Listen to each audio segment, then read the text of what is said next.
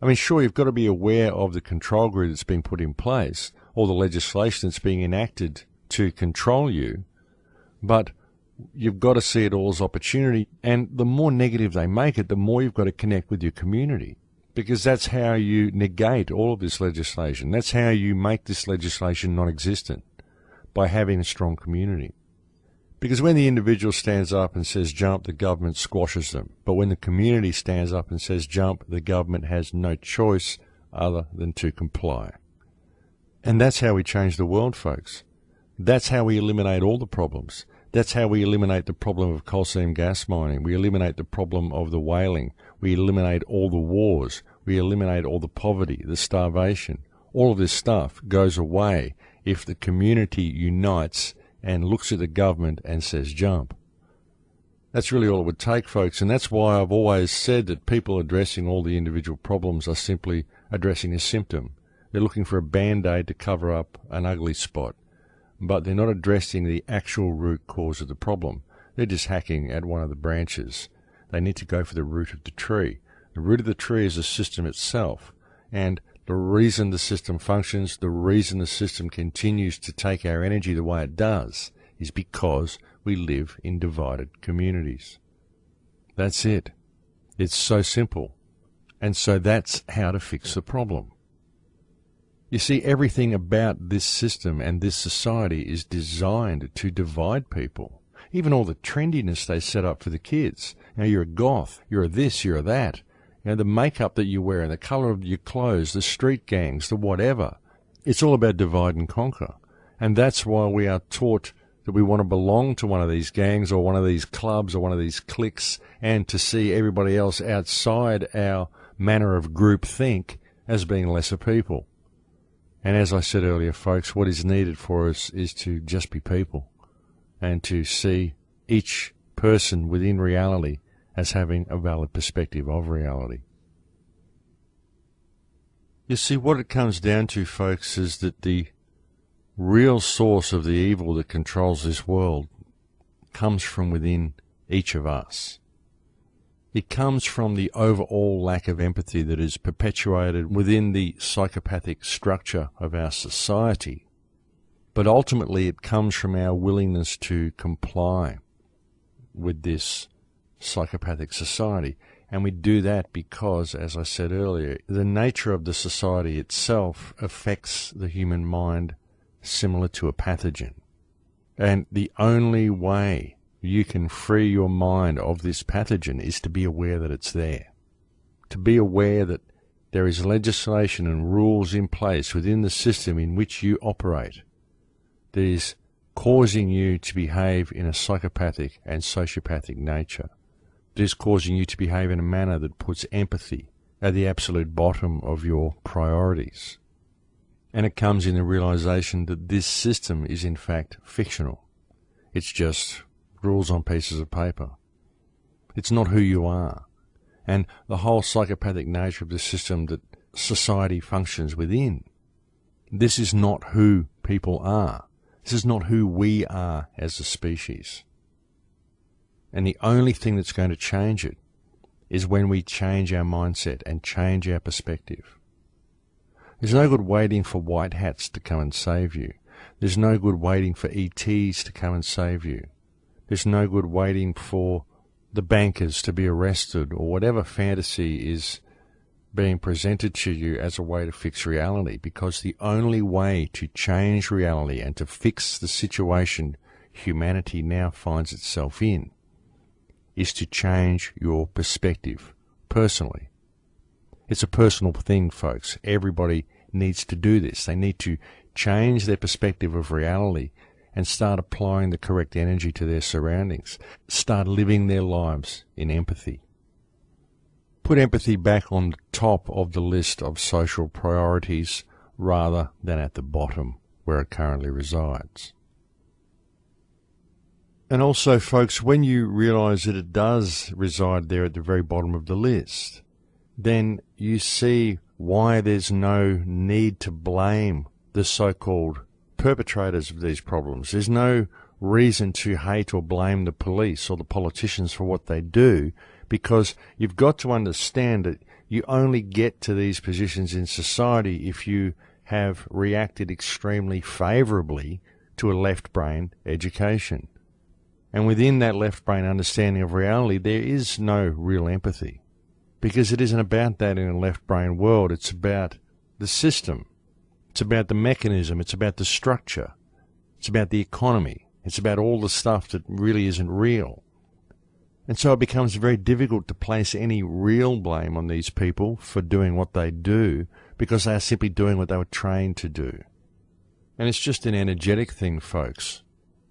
And many of these people will be completely repelled by a right-brain view of the world, because this has also been heavily indoctrinated into their way of thinking, to see anything that thinks outside of the box that they live in as a threat to their own reality.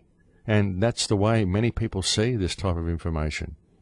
When you try to bring the truth to someone, you're delivering to them something that is causing them to question their entire perspective of reality, and they very often see this as a threat to their existence. They see you as dangerous or unstable because you think outside of the box. Many people are very, very threatened by this, folks, especially if they've gone 40 or 50 years operating within the parameters of this box. So you need to be gentle with these people, and the best thing you can possibly do is to lead by example. I don't know, folks, I suppose I've gone off on a few tangents with today's show. But the important thing is, folks, not to miss the opportunities that we're being provided with to effect positive change. And I believe we can bring this change about if we approach our community in the correct manner, if we approach it from a manner of empathy, we approach it from a manner of respect, and we see everybody's perspective as valid.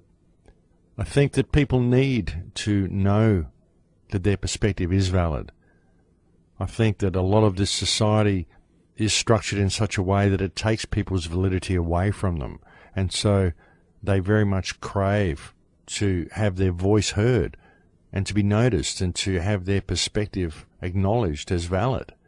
And that's something that we've lost, and that is something that we can definitely look towards in an attempt to unite the human race and to unite our community. And I believe we need this unity, folks. We can still be individuals and have our completely unique perspectives of reality, but we need a unity of human spirit in order to achieve anything, and that's what I've been attempting to point out to people. And in many of the shows that I've done, I've tried to provide some sort of a pathway for people to find this knowing within themselves. And it is a knowing, folks, because if you look inside, you will find that you know this.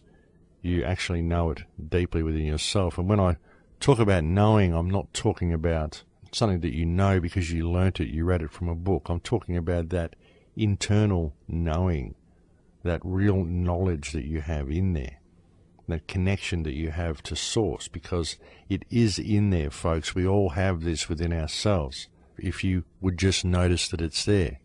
But it is there, folks. Sometimes you just know something, and that's it, folks. That's the connection to source. And it's there. It's there for everybody if they would just look and find it. Sometimes it's very deep, sometimes it's very well hidden, but it is there if people will just take the time to look and see, and they'll find it deep within their heart. Well, I think we're getting very close to the end of the show here, folks, and so that's almost it for me. I know I've gone off on a lot of tangents today. I'm not really sure exactly where I started or where I intended on going with the show today, but it's just been what it is, and I hope that you resonated with the intention behind the show and with the intention behind all of the shows, folks. I don't do these shows for any other reason that I feel that they need to be done. And that's what caused me to speak out in the beginning, and that's what causes me to continue to do what I do. So just take what you will from the shows and take the parts that resonate with you, and hopefully if you can apply those parts to your own reality, hopefully together we can bring about some positive change in the world. Well, thank you for listening to the show today, folks. Thank you to anybody who's ever offered any support to thecrowhouse.com. The cupboard is pretty bare at the moment, folks. I've burnt literally hundreds and hundreds of DVDs of the Chappelle Corby film to hand out. I'm waiting for a fine day to do it. It's been raining here for about 3 weeks, and so that has depleted the resources a little bit. I would like to burn a lot more, but I do need support if people can help me with this. And there are a lot of people who have helped, and I thank all of you for your donation, no matter how small. It all contributes to the fund, and it all goes to the right places.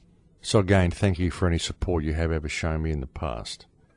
And don't lose hope in reality, folks. Don't think that we are going to succumb to all this corruption and all this negative energy that's being thrust on us, because we will overcome all of this stuff in the end. Don't even be in fear of the chemtrails and all of the stuff that's happening, folks, because again, we do overcome this in the end, but we just have to apply ourselves to the problem in order to do so. The new film is actually only about 2 or 3 weeks away, I'd say, folks, and it should be finished. The biggest thing I'm facing at the moment is doing the artwork for the cover, so it's virtually finished. And as I said, its release is only about 2 or 3 weeks away. I'm not sure how well it's going to be received, because it isn't quite as positive as some of the previous stuff that I've released, but it's all information that people need to know, and it's something that I've wanted to do for a little while, and so that's what I've done, and I can only hope that you will enjoy watching it as much as I enjoyed making it. But that is it for me, folks. We are completely out of time. It's been a pleasure speaking to you again today, and I'll look forward to speaking to you again next week. Please take care until then. In Lakesh.